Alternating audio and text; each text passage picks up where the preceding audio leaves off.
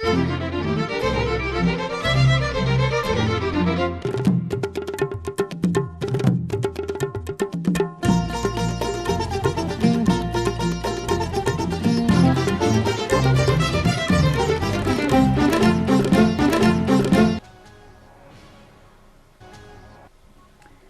there, very good evening and a warm welcome to the news live on Rupavahini Channel Live. I'm Sharam Masquinius. Good evening, I'm Lakshit Singh, and to start off, we take a look at the headlines for tonight.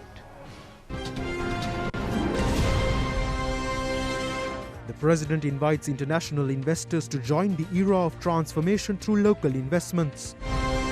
The Prime Minister presides over the commencement of construction of 5 flyover bridges including an expressway. The COVID immunization vaccination program is to be extended to 12 more districts from tomorrow. Chinese authorities engage in a special operation to control the spread of the Guangzhou corona cluster. A national plan for organic fertilizer is to be unveiled next week. On to those and other stories in detail. Prime Minister Mahinda Rajapaksa says that the development of the country will not be destabilized by any means, even under the COVID pandemic. He made these remarks participating in a ceremony held in the Temple Trees today. It was conducted in connection with the inauguration of projects pertaining to the construction of 5 flyovers as a remedy to the heavy traffic congestion. It has been pointed out that traffic blocks have been escalated, especially in the highway which is being constructed on pillars from New Kalani Bridge to Athuragiriya and also in Colombo and Kandy. The meeting was conducted with the participation of a limited number of persons according to health guidelines. A special feature has been the utilization of latest technology on this event. The overhead bridges are being constructed by fulfilling a pledge given through the Nation-Building Vision of Prosperity policy statement under the theme Revolutionary Pathway to Prosperity. The highway to be erected on pillars from Kalani Bridge to Athuragiriya spans a distance of 16.4 kilometers. It is a 4-lane expressway to be constructed at a cost of 134.9 billion rupees. The China Harbour Engineering Company is in charge of construction and is expected to complete work within 3 years.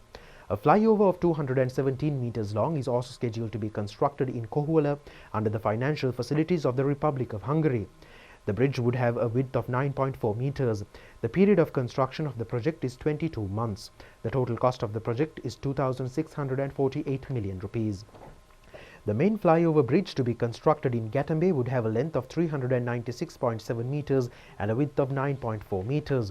The bridge will also be constructed through financial assistance of the Hungarian Republic at a cost of 9,451 million rupees. The project is expected to be completed within 28 months.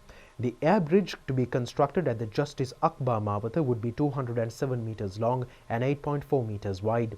The flyover to be constructed in Uttarananda Mawata would be 396 meters long and 10.4 meters wide. There would be another flyover to connect these two bridges with a length of 310 meters. The constructions are expected to be completed within an year at a cost of 5,270 million rupees. The Maga Engineering Private Limited have been entrusted with the construction. The estimated cost of the proposed flyover, which connects the Baladaksha Mawata and the Chittampalam Gardiner Mawata via the Slave Island railway track and the Beira Lake, is 2,730 million rupees. It spans a length of 360 meters and a width of 11 meters. The accredited construction firm is the Access Engineering Company.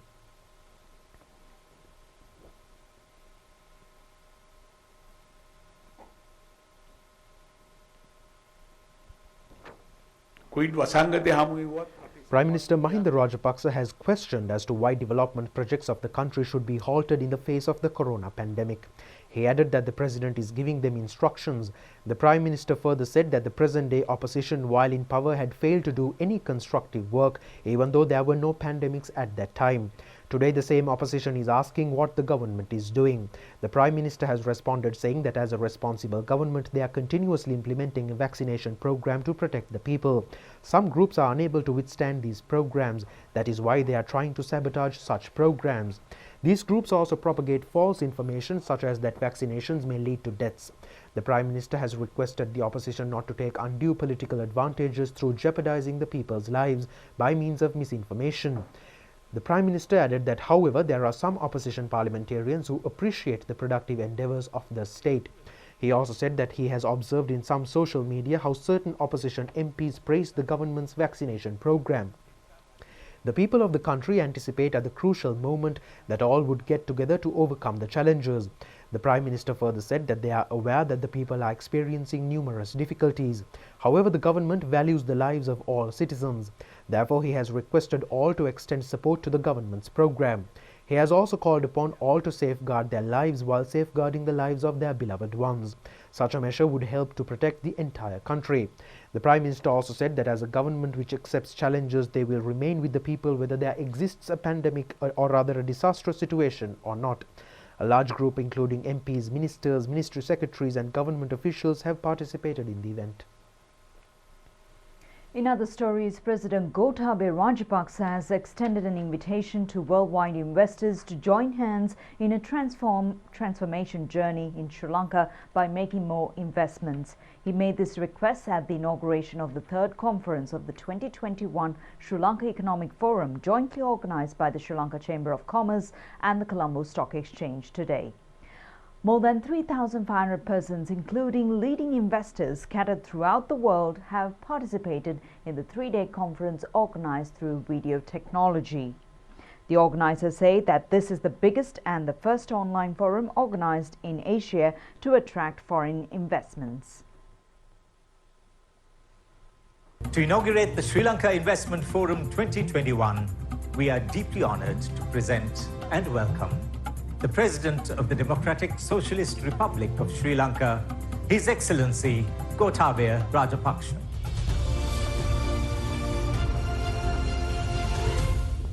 Ayubowan.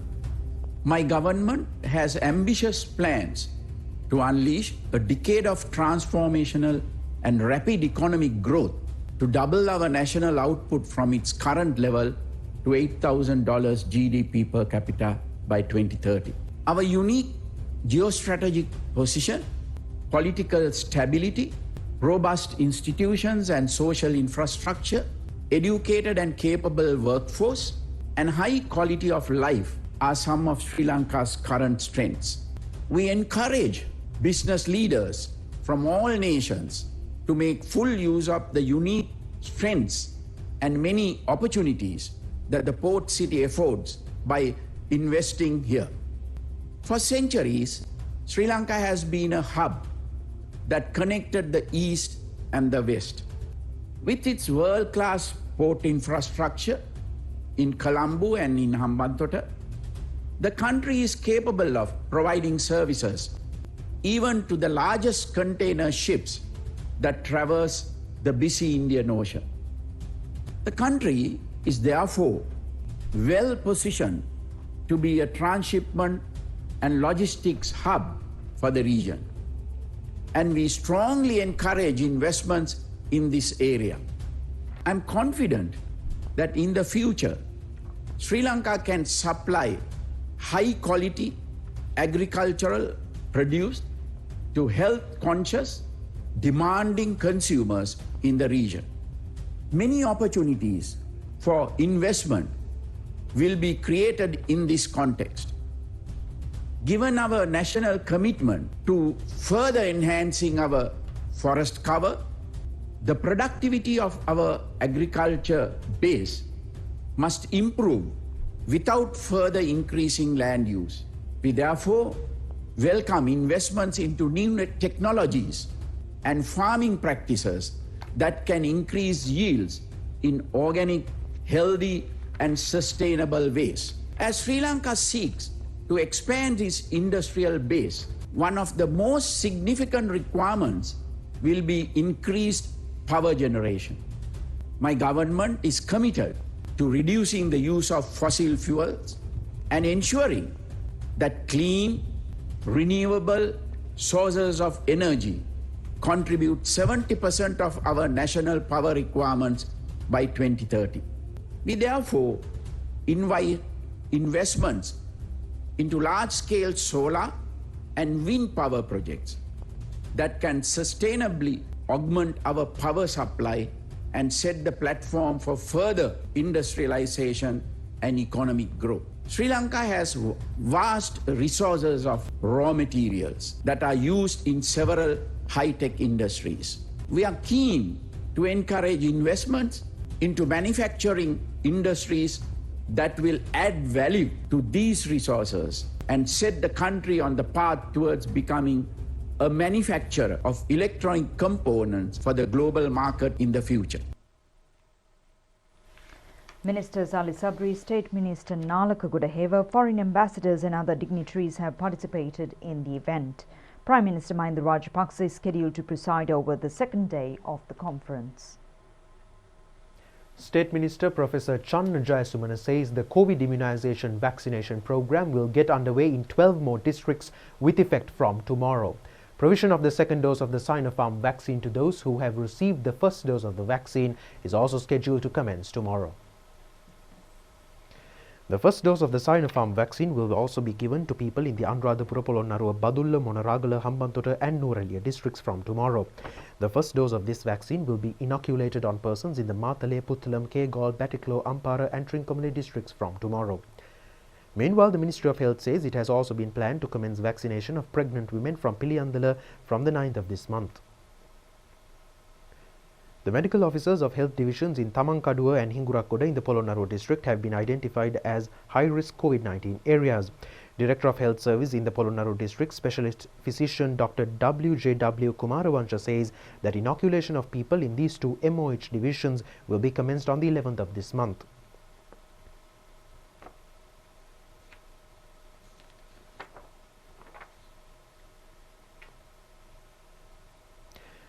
Two 2,301,489 doses of vaccines have already been provided under the COVID-19 immunization program.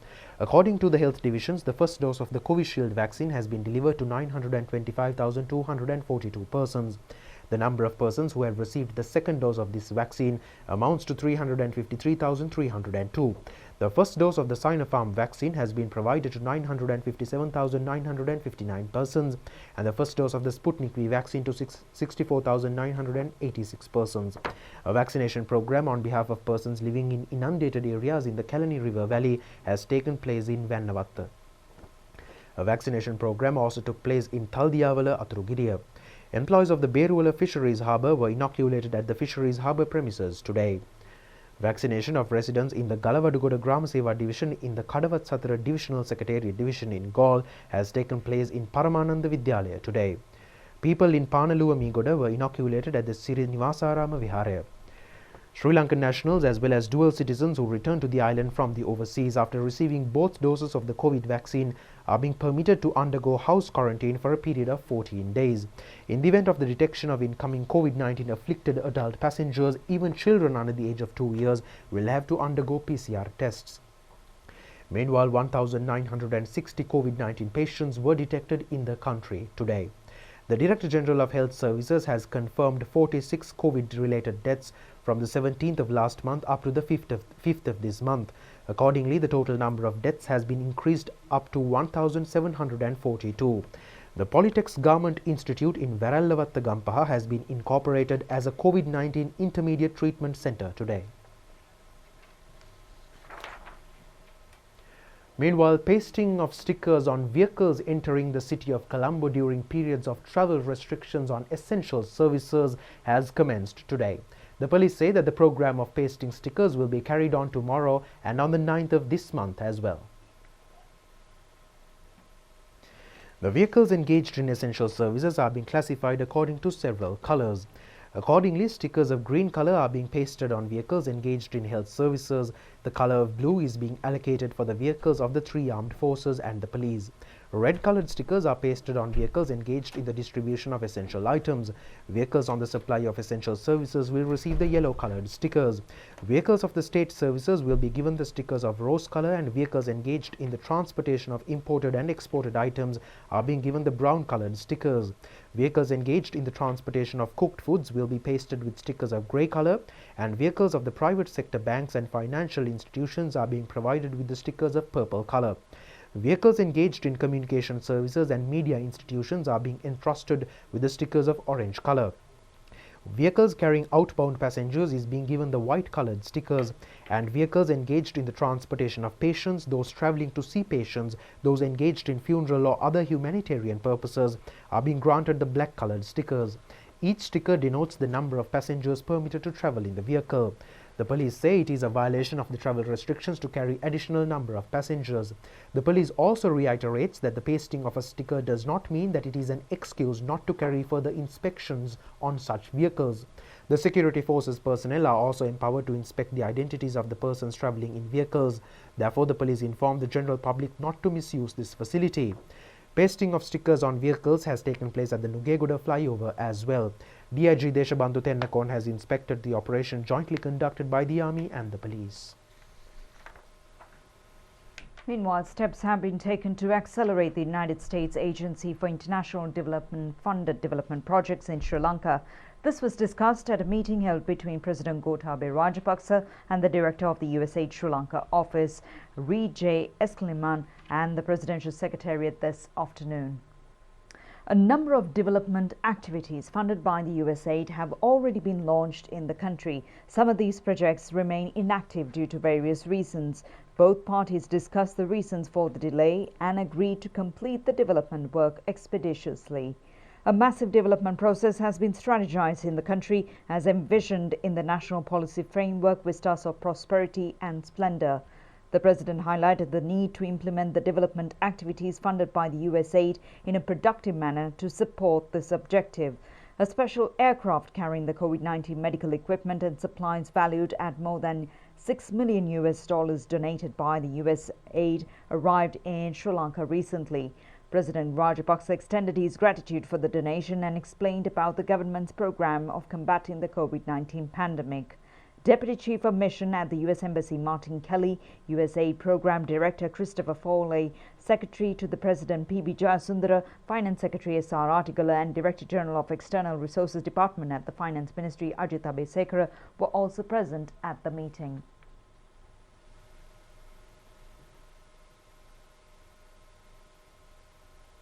The government has taken measures to speed up the manufacturing process of bioscientific fertilizer at the Biogeneration Green Technology Research Center in Gonawala, Kalaniya. The research center says that it extends support to the organic fertilizer policy of the state. Accordingly, the necessary technological assistance will be provided by the center. The center has been engaged in research pertaining to organic fertilizer for a period of around 15 years. As a result, the relevant local agricultural produce have been turned out through the utilization of microbiological procedures. The ultimate outcome has been the production of a fully environmentally friendly natural compound. The center has already introduced to the market solid fertilizers, bioliquid fertilizers, soil treatment substances and fungal fertilizer as an alternative to chemical fertilizers. A prominent characteristic of the produce is their ability to provide a higher harvest even in the preliminary stages in application. State Ministers Shashindra Rajapaksa and Sita Arambepola were engaged in an inspection tour at the institute today.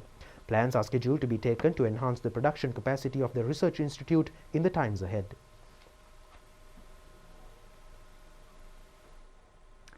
Minister of Education Professor Jia Piri says that the government's objective to uplift primary education amidst numerous crises confronted by the country will be carried forward without interruption. He made these remarks at a media briefing at the Government Information Department today. Minister Professor Jia Piri said that the country was compelled to face numerous economic challenges. He added that, however, as a priority measure, all groups concerned have agreed with the approval of and cooperation of the President and the Prime Minister to increase the salaries of preschool teachers to 2,500 rupees from the current salary of 250 rupees. Provision of the 5,000 rupee allowance to the low-income earners victimized by travel restrictions has been conducted successfully throughout the island today as well. 32,336 families in the Polonnaru district have already received the payments. 25 million rupees have been spent on the provision of the 5,000 rupee allowance to 79,499 Samurdhi beneficiaries in the Galle district. Handing over of the 5,000 rupee allowance in 14 divisional secretariat divisions in the Batticaloa district is also being successfully conducted. A sum of 5.7 million rupees has been spent on the provision of the payment to 11,550 families in the Ganewatta divisional secretariat division in Kurunagala who have been deprived of a livelihood. A discussion to investigate the impact on Sri Lanka by the fire occurred in the express pearl ship in the sea near the Colombo harbour and to evaluate the damages was conducted today. Minister of Justice Ali Sabri has presided over the event in which attention has also been focused on legal problems. It has also been pointed out at the meeting that maximum relevant measures should be taken upon assessment of the losses. The need to receive the assistance of the Attorney General and other relevant groups in the procedures has also been reiterated. Minister Ali Sabri said that their final target is to obtain the maximum compensation. To fulfill the objective, 5 subcommittees have been appointed comprising of intellectuals in the relevant fields.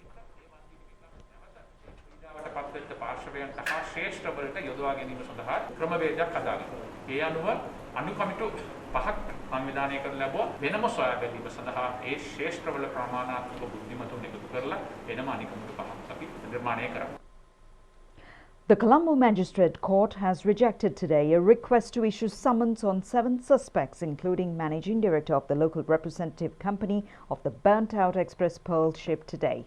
Deputy Solicitor General Madhava Thenakona, appearing on behalf of the CID, requested before the courts to indict the local representative Sea Consortium Lanka Private Company and other suspects. President's Counsel Sarath Jayamana, appearing on behalf of 3 officials, including the captain of the ship, said that the court has no judiciary powers to examine the case. Accordingly, Colombo Additional Magistrate Shalini Pereira said court has no powers to issue summons. She has also instructed Navy Commander to provide necessary security to the area where the affected ship remain. The director of the relevant shipping company has been ordered to hand over the CID the data storage, which included email transactions between the captain of the ship and the local shipping company during the period of the accident. Further hearings of the case has been postponed till the 15th of this month. The Disaster Management Centre says that 17 persons have been killed due to inclement weather conditions affecting the island. 2 persons are also missing and 5 others were injured. 5 persons were killed in the Kegalle district and 1 each from the Gampaha, Ratnapura and Puttalam districts. 1 death has also been reported from each of the Colombo, Kaluthura and Galle districts. 271,110 persons belonging to 67,613 families in 88 DSDs in 10 districts were reported to have been affected by bad weather.